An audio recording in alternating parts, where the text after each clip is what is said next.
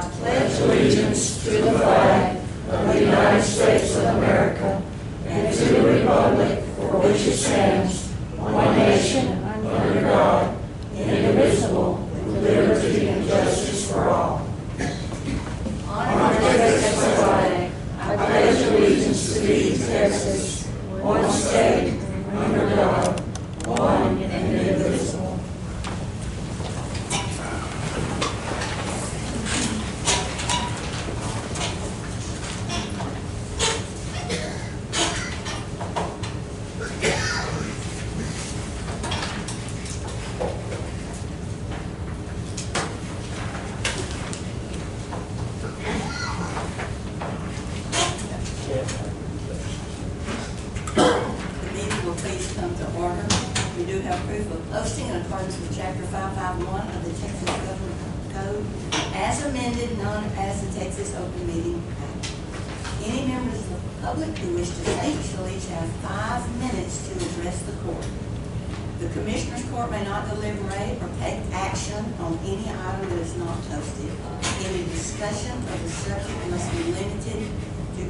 Specific factual information on the side of the Commissioner's Court.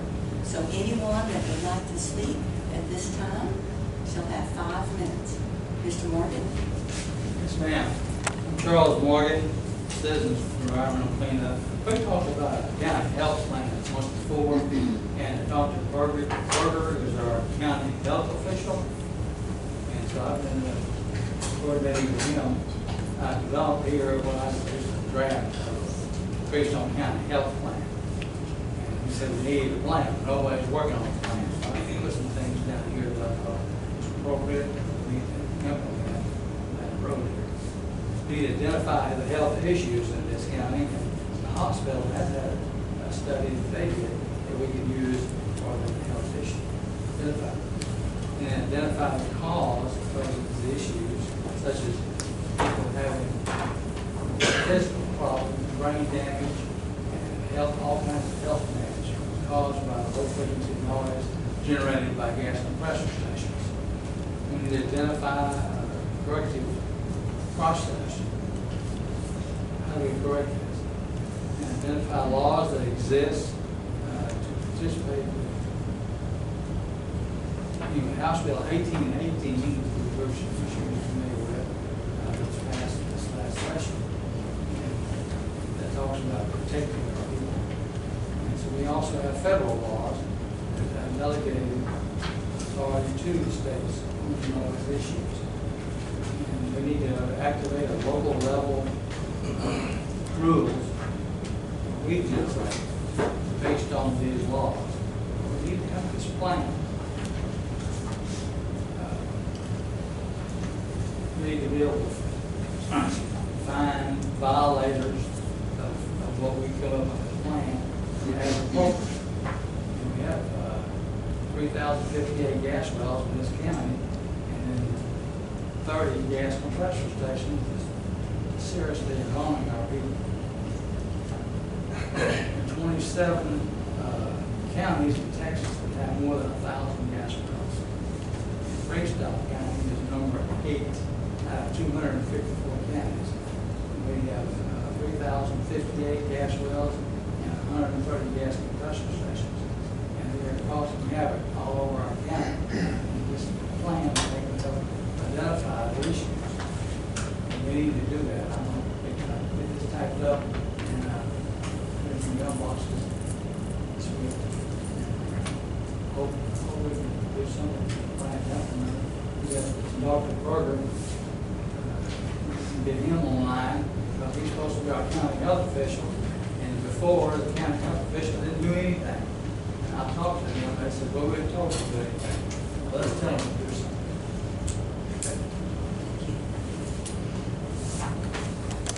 Anyone else would like to speak this morning? Yes. I'm Melinda Bonds. I'm with the Moody Bradley House Foundation.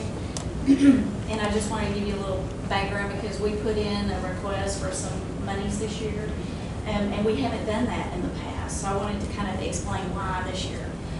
So the Moody Bradley House, just to give you a quick background, the Moody Bradley House was built in 1860 by William Colonel William Moody. And he, the house, when he moved to Galveston, he sold it to F.M. Bradley, his father-in-law, for $2,800 in gold.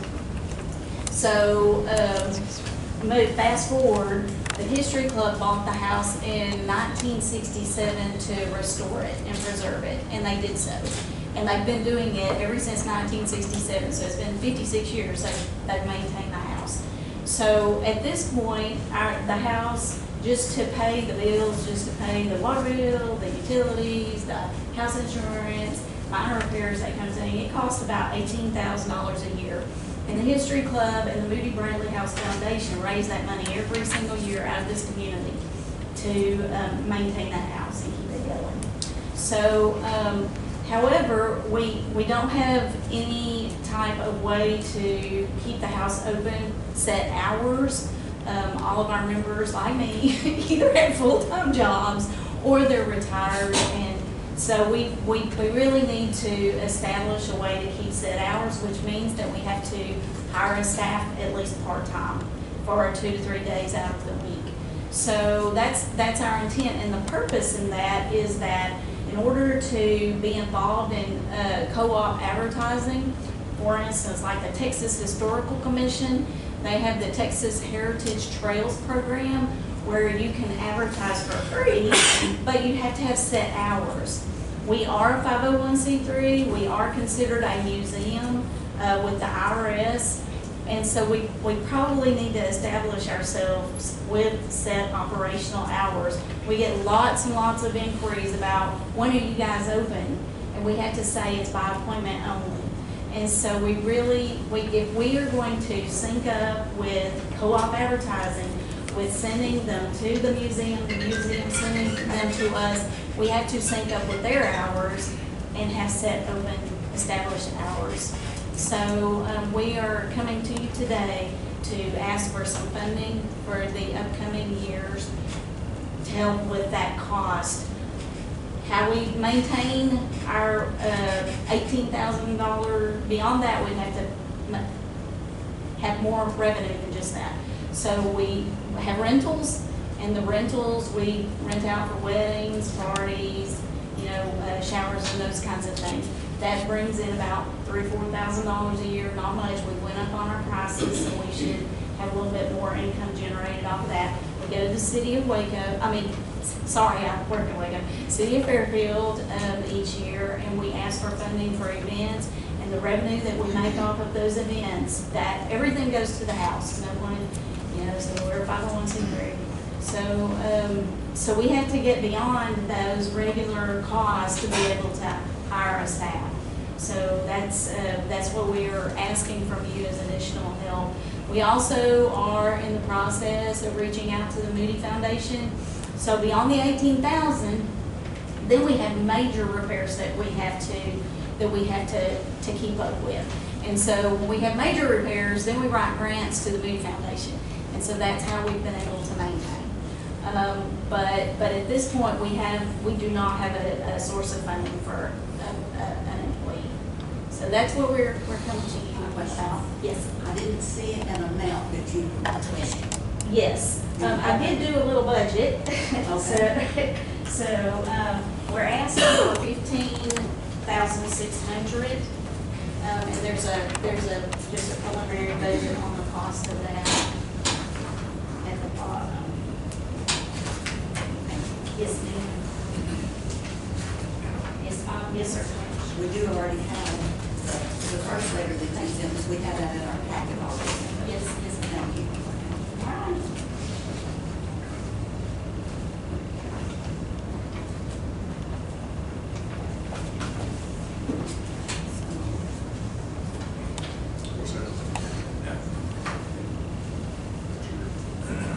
Anybody have any questions? Thank you. Okay, thank you. I'm sorry, I've got to leave. I got to go to work. No problem. So, Go right ahead. Thank you so much. Thank you for allowing me to present. And that will go under section 670 in your book. With some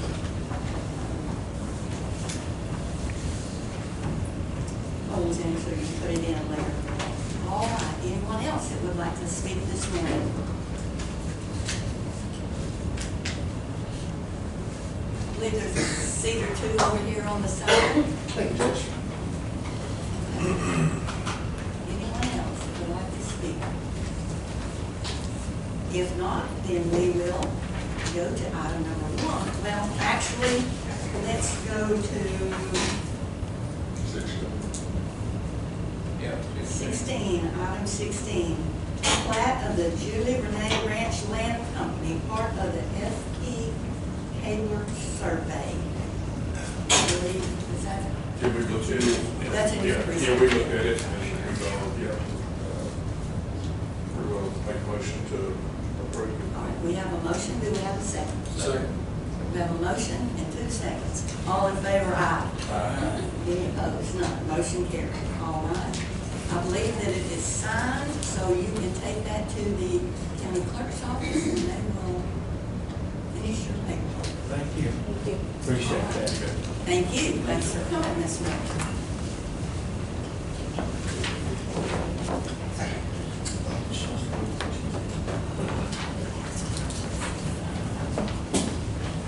I didn't have it. Don't it is? Oh, that's that there. That's for the, that was for the other one.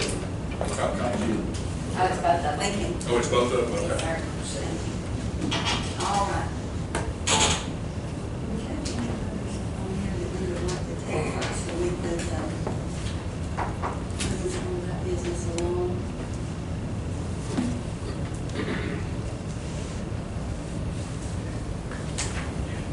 If you want to take the number 17 next. Or you can read to the last. Here's a people here for that. Yes, there are. I'll tell you, we could do the ambulance also. Number 9. We're going to move to item number 9, air evac presentation. We've been talking about the services that y'all provide to us. Do you have something else you would like to tell us this morning? No, ma'am, If it's, not, I have a question. okay. Okay, well, we talked about this before. Yes, about, ma'am. Not covering our inmates in this program. Yes, ma'am. All right, and the reason for that, would you like to tell the commissioners the reason for that? If I remember correctly, it was that there wasn't enough room on the helicopter for there to be a guard with that person, is that correct? Correct, yes, ma'am. Okay. I have my boss here, which is our area director, and he can shine a little bit more light on that. So, in situations where you may have an inmate transported via an aircraft, if they are not considered to be a clear and present danger, then we can transport them with simple restraints. But if there's something where they need to have an armed security with them, we don't have room for that because we have 3 seats in addition to our location for the patient. We have a pilot, we have a flight paramedic, and a flight nurse. And so there's no other room to have an additional body in the aircraft. So that's why we would be able to do that. Well, could you give a larger helicopter for our area? That would be nice. Unfortunately, I'm trying to think, every aircraft that we have within a 160-mile radius of here is a 3-seat plus patient aircraft. So we use Bell 406s and Bell 407s and 206s. So, In Dallas, for example, just, do y'all use the helicopter situation up there? we do. As a matter of fact, I live in Waxahachie, so I'm just up the road from y'all a little ways. We have the same helicopter that y'all have here in Fairfield, sitting on the north side of our town.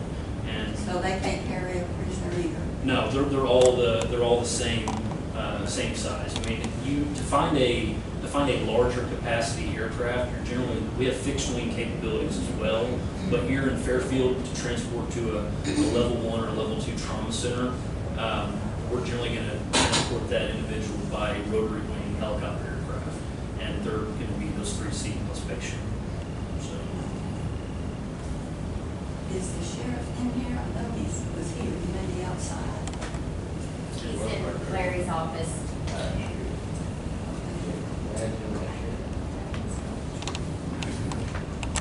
Devin?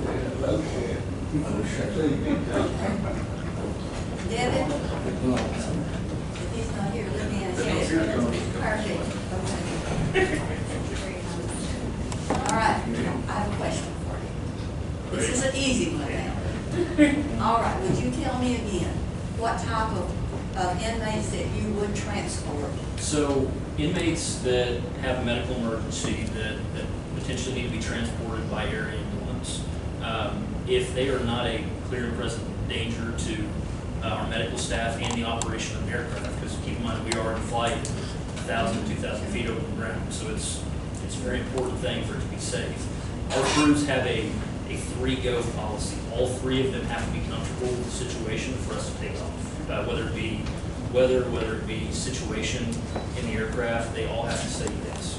So if an inmate is not a clear and present danger and could potentially be secured by just simple restraints and wouldn't require an armed security presence, then we could transport that individual.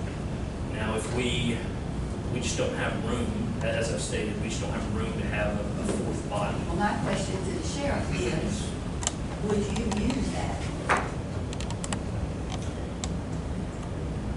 It would have to be real,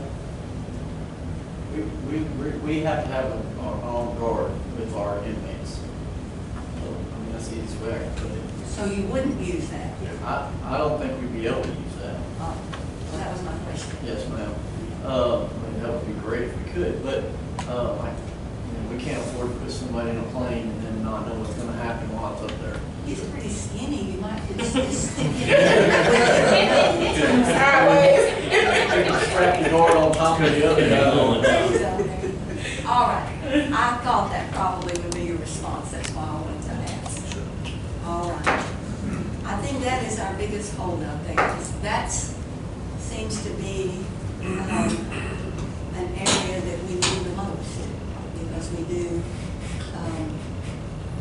haven't we had more inmates that have used that than people than just our employees? I don't have to look back at that. All right, thank you so much. I didn't mean to put you on the spot, but that's a big question for us. It is, yes, ma'am. Yes.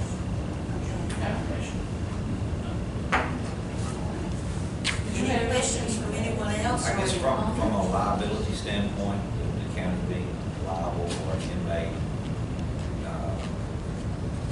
I guess the county could get sued for not flying someone if that option is not available. It is available. I mean, it's available as far as, But it's not really. I think I can offer Lloyd, I'm one of the nurses that's on that aircraft, and that is a good question. Because one of the problems we do face here in our community is since we do have a smaller airframe, and our company tries to align the different airframes that it utilizes to the community that it serves. And because the bigger the airframe, the bigger the cost. Within our community here, we do have a 500-person prison that's about 3 miles from our base. Many of those patients do get flown out every year. And unfortunately, we don't have the transport capability to pick that patient up and the guard and fly them to either Tyler, Galveston, Waco, because we can't carry the guard.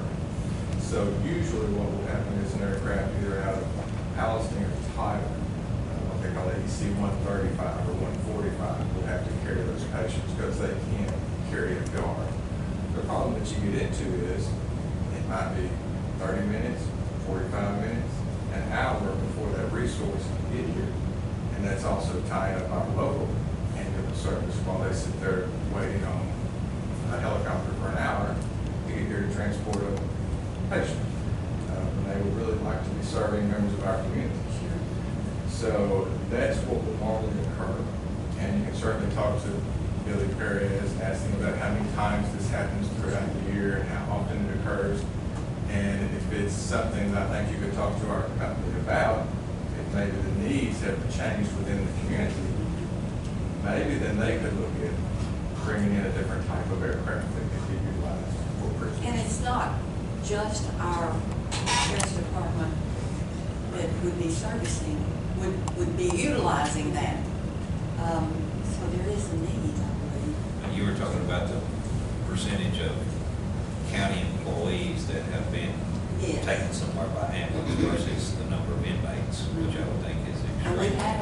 have sent some inmates.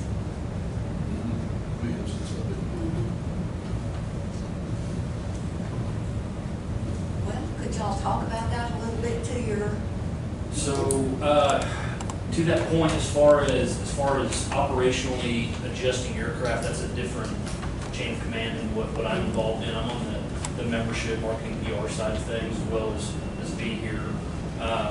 You know, again, that is a discussion that could be had somewhere up our operation chain. I'm more than happy to send an email on to someone who could take a look at that and start, you know, maybe thinking about that, considering it, for sure.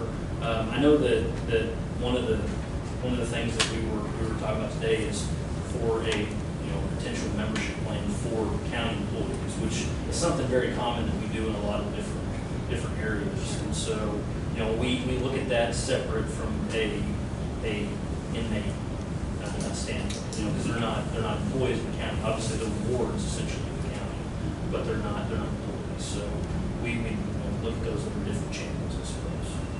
so we get back over to what we were Are there any, talking about. But my question, of course, was Yes. the concern there, because that would certainly be something that would be very useful for our county. Well, I could definitely work with you. We can send an email out and let someone start looking at that. Thank you. You're welcome. Absolutely. are the counties contiguous to Freestone County? Or do they have a county employee? Different plans. We have one with Hood County. We have one with, I'm trying to think of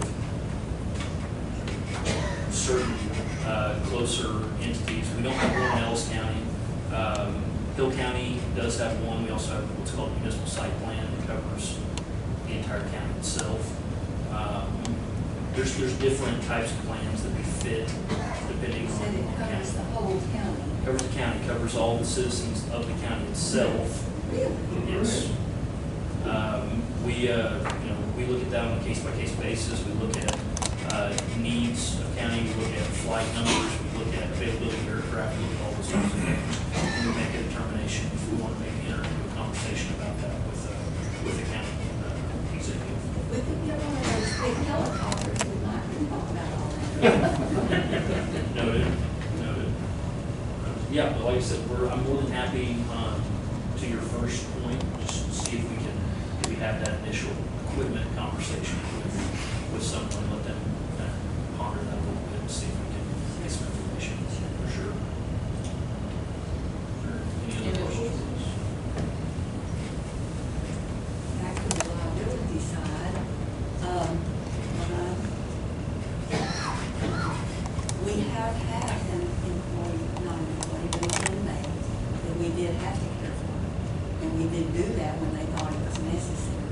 So I don't think that all of this, I think we do look at what we need to take care of, and we do it whether or not we have a plan. So I know that we try to address that every time. Yeah, so this, what you're saying is medically necessary to care a flight, we're gonna care a flight. It's just gonna cost a certain amount of money for the county. I definitely think that's probably less liability on that side than sending an inmate up in the air that we think's not a clear and present danger that becomes one. Yes. That's scary to me. Yes. Obviously, in that line of work, and that sergeant and sheriff back there, we have a lot of unruly people that get arrested. And so, like, yeah, that thought process of sending somebody in the air without somebody is, I feel like the liability that could potentially come down that chain, More than the other side. more than the other side, I would say, if you're weighing both of those options. That's something we'd have to really talk about. And I think a lot of those circumstances where it's necessary, a lot of times they're already incapacitated to a certain extent anyway. So, so there would be circumstances, I can see that happening, but we need to guard, we need to guard most of the time if we can have a guard, yeah. All the time if we can have a guard, yeah. Because you never know. When you book them in, just make them sign an affidavit that says They won't there will do be that. no air medical services in Freestone County for someone incarcerated. Not an option. Unless they come up with Another a solution for solution. us. Okay. Any other discussion? Questions?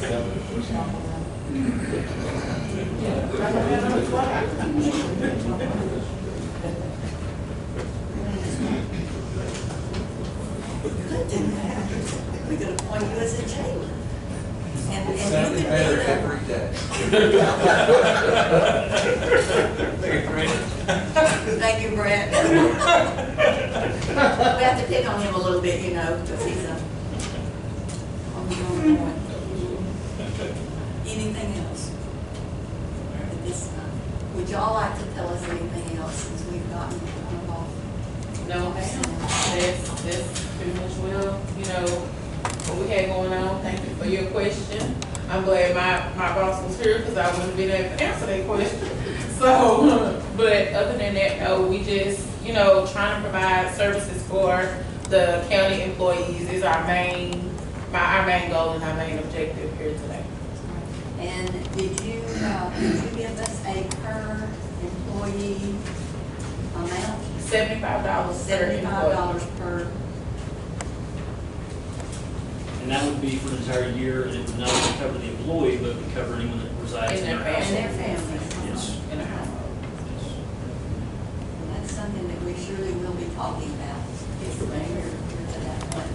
We will look forward to your answer. Absolutely. All right. And I just want to say before because we're going to step out for some more space for y'all, but I just want to say thank you for allowing us to serve y'all's community, Freestone, and Fairfield, and everything. So we're very happy. Well, we appreciate y'all. I know a lot of us already have our subscriptions.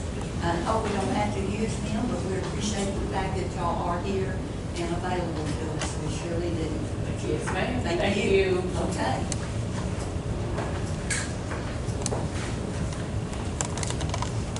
All right.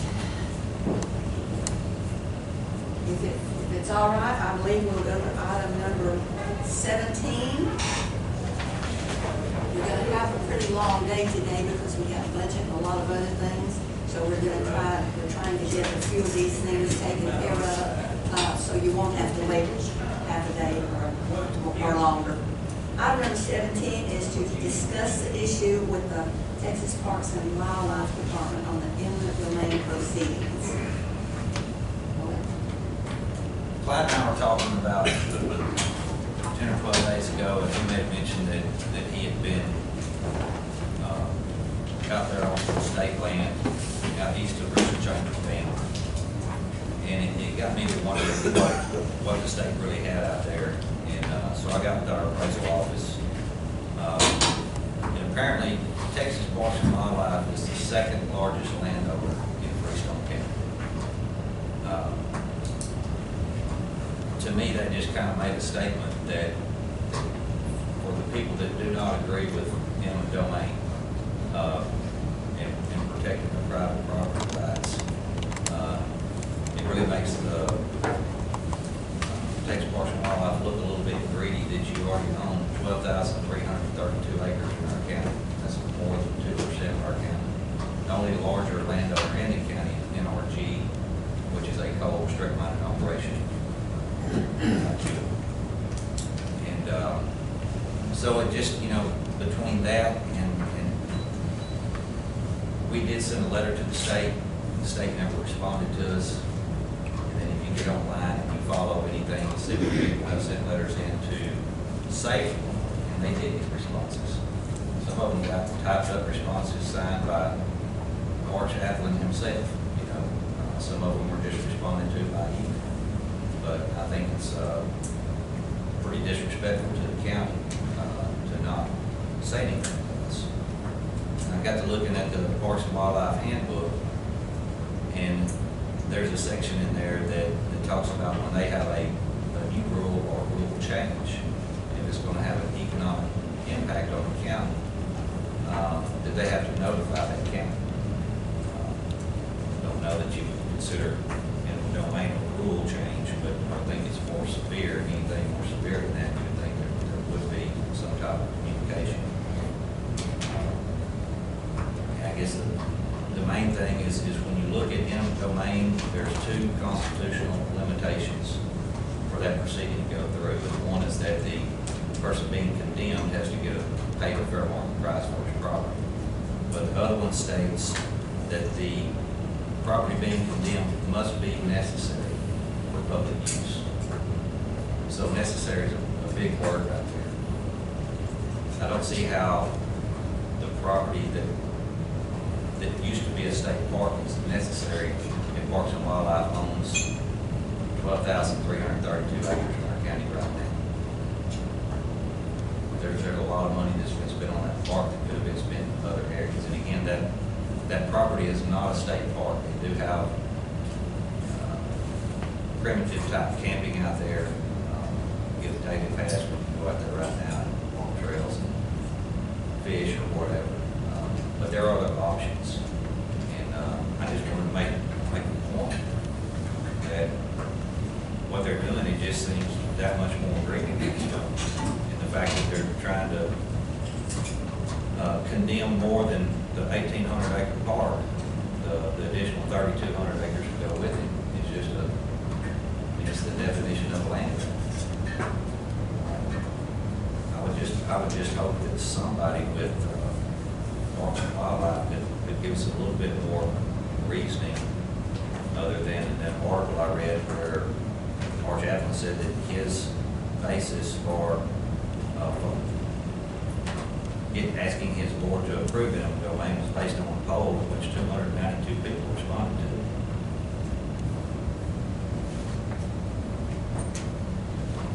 Not very many people. That's not very many people.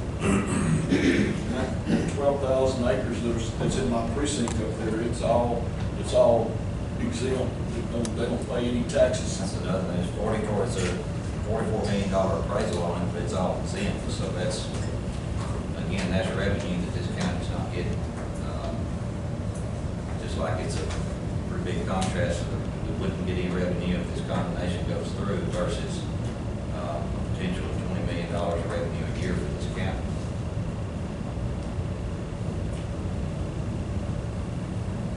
I still haven't talked to anybody that worked at the park that can say that they think there was an average of 219 people a day that visited the park. Of course, Wildlife says that there was 80,000 people a year that visited the park.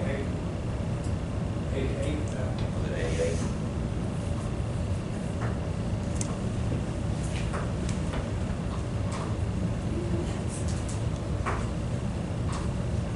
We need to make mention too that the money that Parks and Wildlife has been appropriated to pay for this with, that money was appropriated to be spent willing sellers only. This time, that's not a willing seller.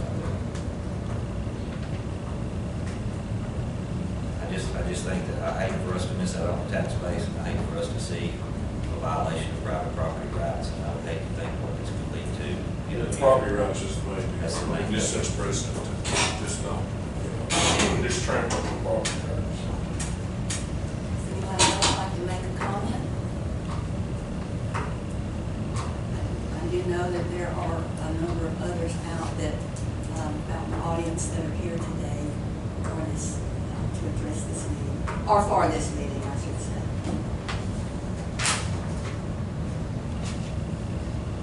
If not, then let's take about a 10-minute break.